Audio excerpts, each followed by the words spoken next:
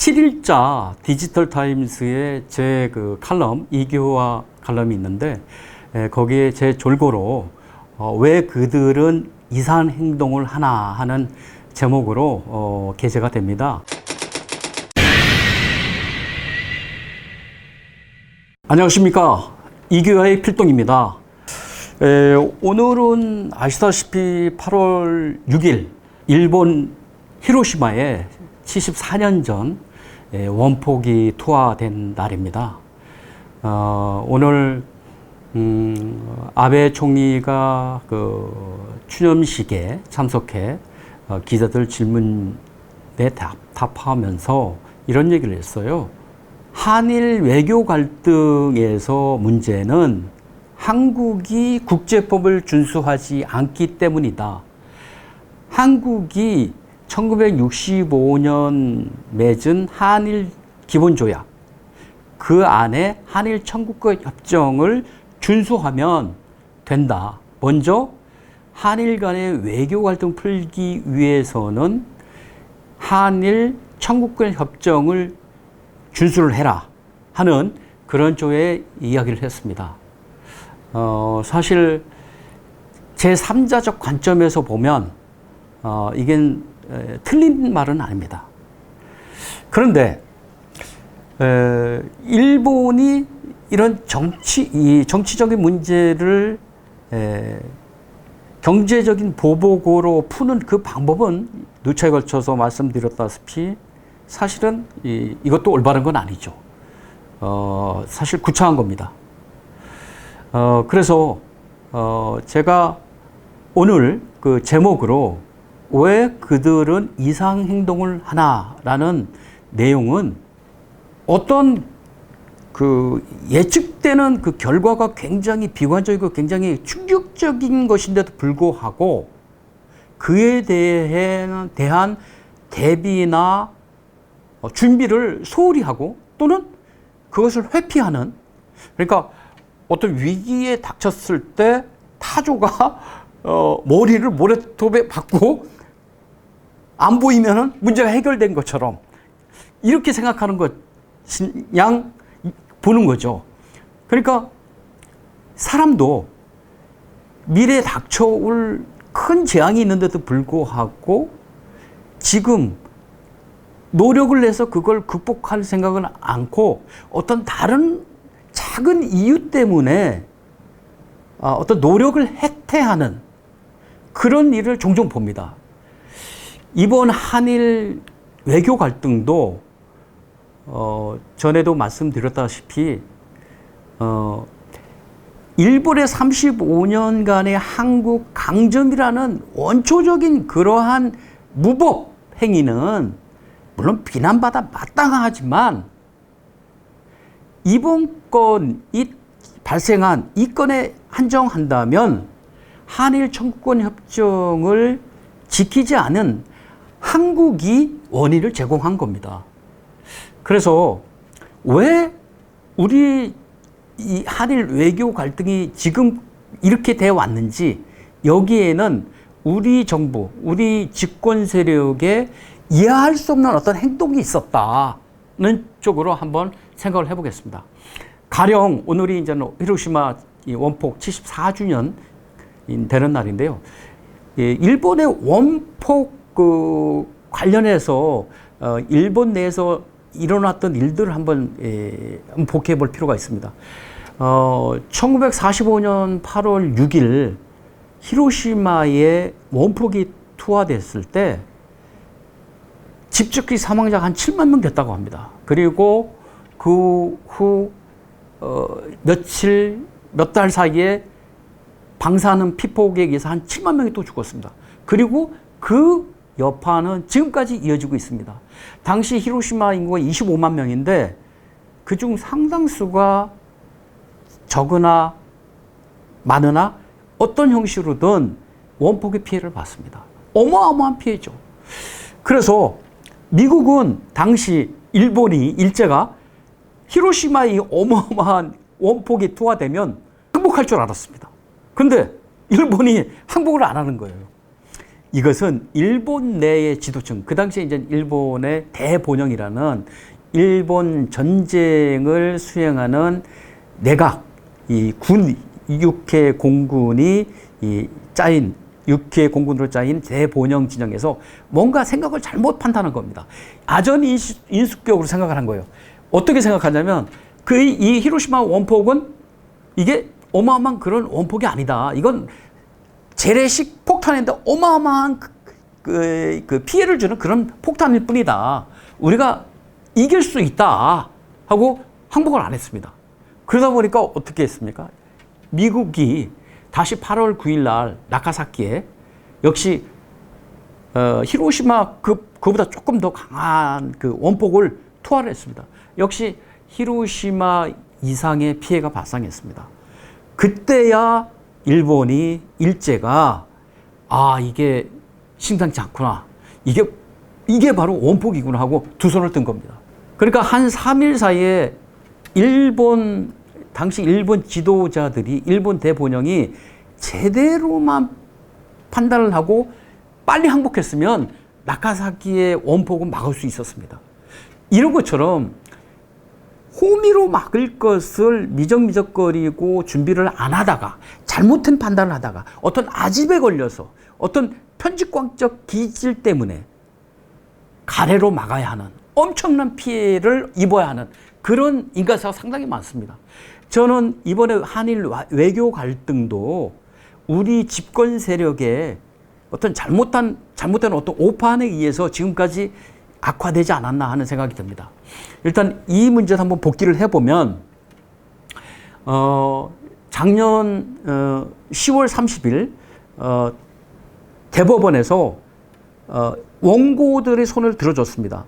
개인 청구권이 남아있다 하는 쪽으로 한일 청구권 협정 외에도 그거의 별개로 개인의 청구권이 남아있다는 취지로 판결을 내렸고, 일본의 신일철 죽음 등 일본 기업은 원고한테 각 1억씩 4억 원의 위로금을 배상하라 하는 판결을 내렸습니다. 그런데 이 판결이 내리기 전에 어떤 일이 있었냐면, 원래 이게 그 파기환송심의 제3구심이었습니다.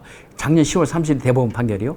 그 전, 그러니까 6년 전에 2012년 5월에 대법원에서 김능환 대법관의 주심으로 이 판결이 그 판결을 내렸습니다.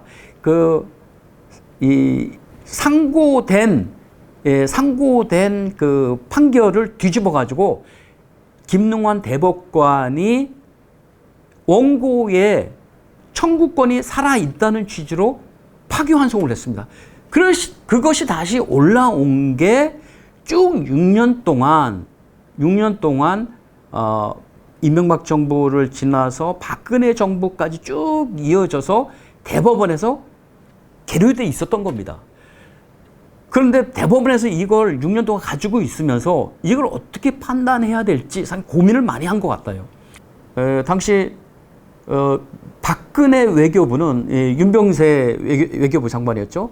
박근혜 외교부는 만약에 파기환송심에서 재상고된 이 건이 한일 청구권 협정을 뒤집는 최종적인 판결이 나오면, 이건 뭐 1965년 이후에 한일 청구권 협정을 완전히 뒤집는 결과이기 때문에 한일 간의 엄청난 외교적 갈등과 파탄이 이루어질 것이다. 이걸 어떻게 수습해야 될지 굉장히 겁을 먹었던 것 같습니다. 그래서 이걸 어떻게 해야 될지 고민을 하다가 대법원에서 외교부에 의견을 제출해달라는 얘기를 먼저 한 것 같습니다. 그래서 윤병세 외교부가 객관적 입장에서 만약 이러한 이 결과가 나온다면 이러한 외교적 폭풍, 후폭풍이 일어날 거다 하는 의견서를 제출한 겁니다. 의견서를. 그러니까 그걸 대법원, 양승태 대법원에서 그걸 보고 사실 6년 동안 그걸 가지고 있었던 거죠. 그러다가 2017년 5월 10일 문재인 대통령이 취임하면서 문재인 정부에서 문재인 대통령이 대법원장을 임명을 하지 않았습니까? 이젠 우리법 연구회라든가 이런 좌편향된 분들 위주의 대법원이 다시 짜인 겁니다. 그런 후에 이 계류 중인 이 파기환송심을 다시 심의에 들어가서 2018년 10월 30일 날 최종 판결을 내린 겁니다. 1년 반 동안에 어떤 일이 일어났습니까? 여러분 알다시피 양승태 전 대법원장을 바로 이 건으로, 그리고 이 건 외에 대법원의 그 별도의 그 상고심 재판소를 별도의 대법관이 하는 이 합의부 상고심 재판부를 두려고 하는 그러한 사법부 개혁을 추진했었습니다. 그러면서 정부와 또는 국회와 의견을 교환한 게 많이 있거든요. 근데 이걸 들어서 이 건과 그 건을 들어서 양승태 전 대법원장을 사법농단, 거래, 행정부의 사법 거래를 했다는 그런 죄목으로 기소를 했고 검찰이 구속까지 하지 않았습니까? 지금은 이제 보석 중이지만 지금 재판을 받고 있는 상태입니다.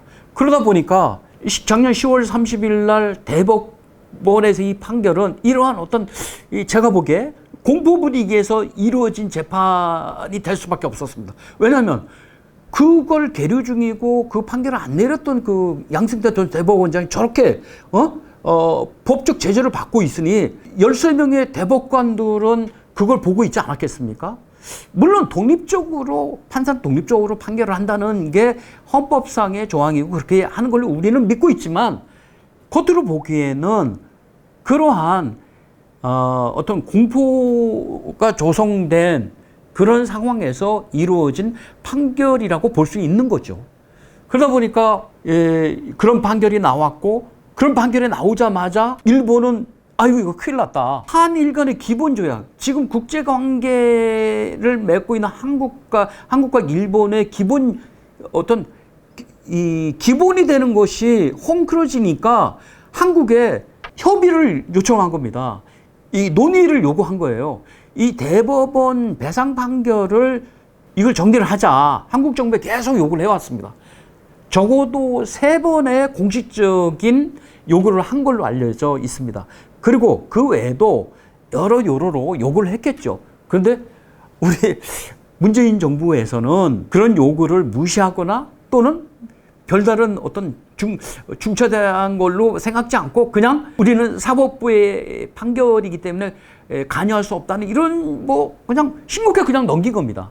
그러다 보니까 일본은 이 한국 정부의 이런 태도에 굉장히 의아했던 거죠. 그러지 않아도 한일 간의 위안부 합의를 문재인 대통령이 취임하자마자 파기했다고 선언을 했고 그 외에도 여러 가지 한일 간의 외교 갈등 요소가 있었는데 한국 정부가 협의하자는 그 요구를 3번씩 이렇게 깔아뭉개니까 이거 굉장히 흔한 말로 이 화가 치밀어 핏대가 난 겁니다.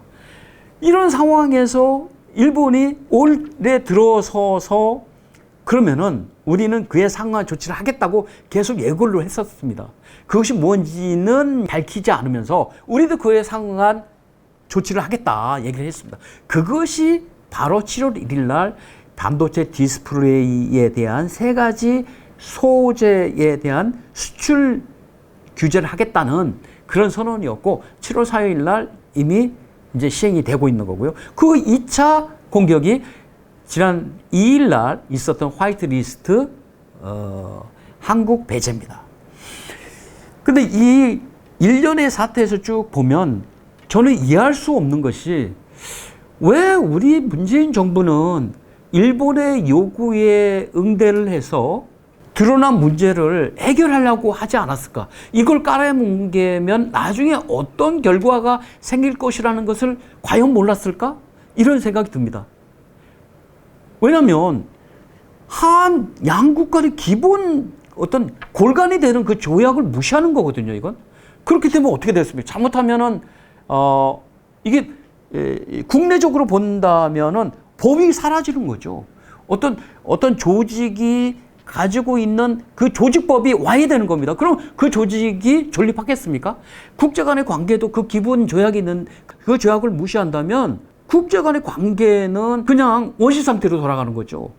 그런 것을 알았을 텐데 왜 무시했는지 그게 참 이해가 안 갑니다. 그래서 그걸 한번 역추적해 봤더니 사실은 양승태 전 대법원장을 사법농단으로 처벌하는 데 있어서 만약 일본의 요구로 응해서 그 전에 노무현 정부와 1975년 박정희 정부 시절에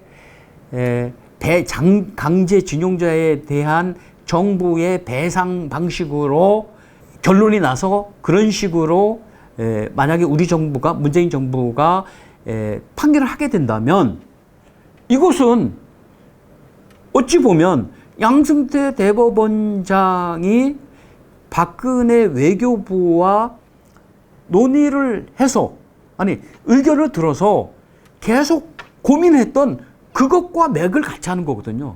즉 양승태 대법원장을 사법 적폐로 몰아서 처벌할 근거가 사라지는 겁니다. 이건 뭐 상당히 문제가 되는 거죠. 집권 세력에게는. 그러니까 집권 세력은 아니 그러면 이게 양승태 대법원장이 이런 노력을 했다는 게 드러나면 국민들한테 이게 면목이 서겠습니까? 아니 국민들이 딱 보면 아니 그렇다면 양승태 대법원이 잘한 게 아니냐 이렇게 생각할 수도 있는 거고요. 더군다나 이 문제는 어디에 또 고구마줄기처럼 연결이 되냐면 박근혜 외교부하고도 연결이 됩니다.